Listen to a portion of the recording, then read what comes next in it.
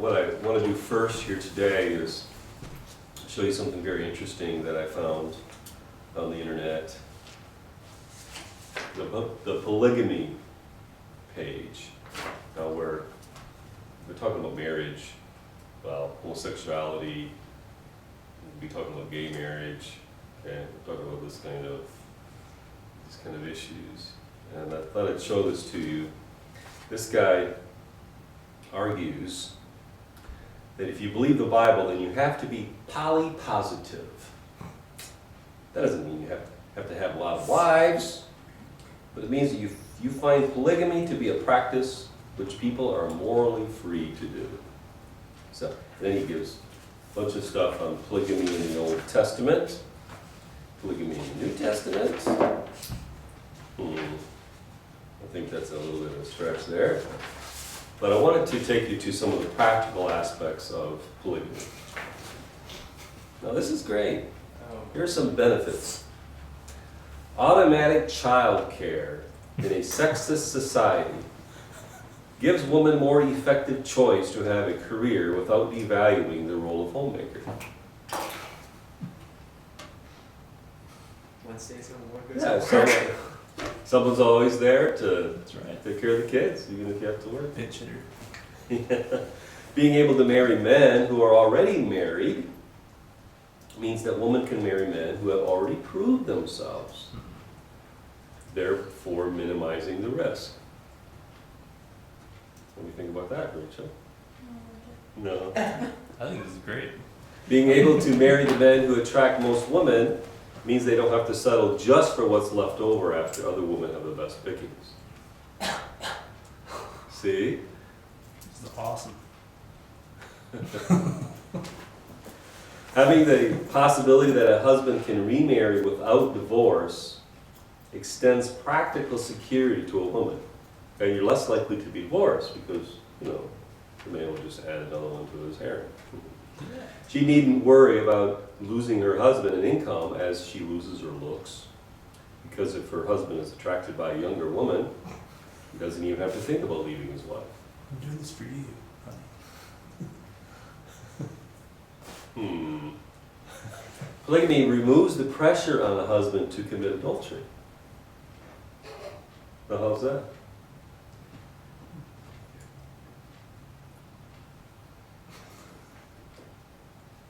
It removes damaging deceit from a marriage. So you just redefine adultery, right? I mean, just... Boom, problem solved. Yeah.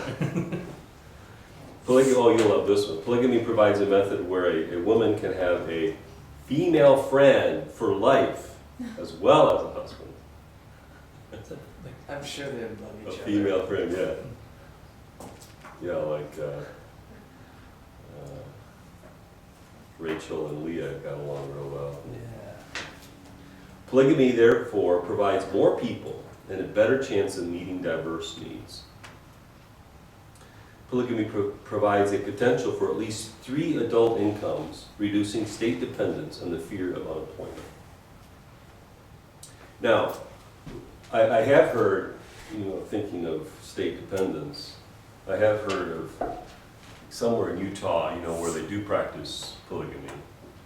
Now, it's not officially sanctioned by the Utah church, where the church is usually Christ of Latter-day Saints, but there are some fundamentalist sects among them that still practice it. So, what I've heard is that in some cases there are families, there are guys who marry maybe several wives. One wife, though, they get married to one according to the state, because they only have one legal marriage.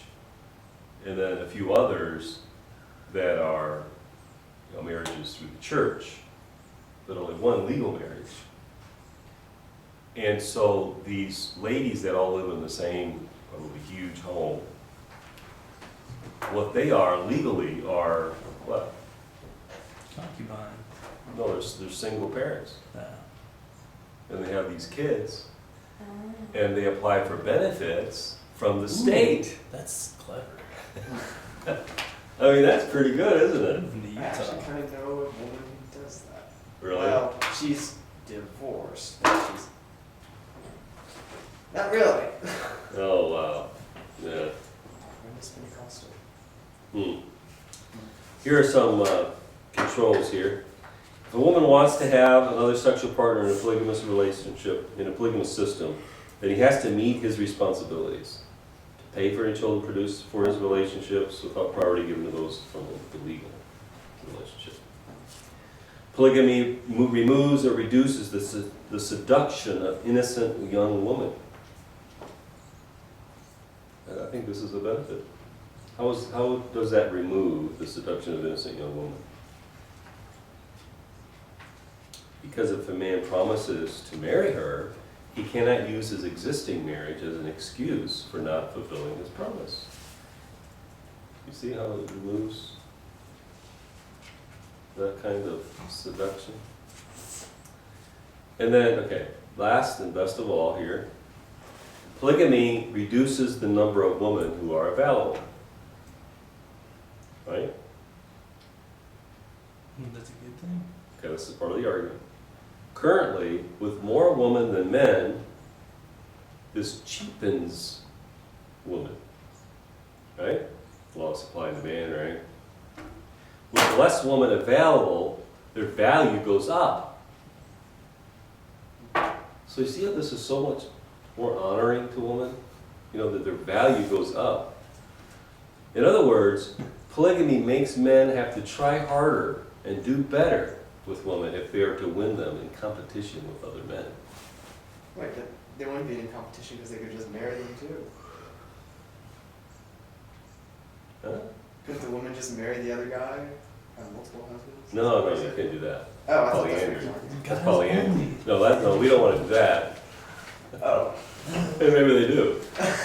Maybe they do. I don't think they would. I mean, you know, if polygamy is all right, then polyandry is all right as well.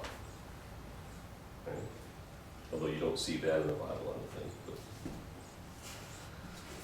But. All right. Well, obviously that's all bunk.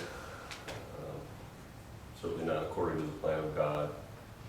But there are guys out there that argue that. And if gay marriage is approved, what is stopping polygamy from being approved? Huh?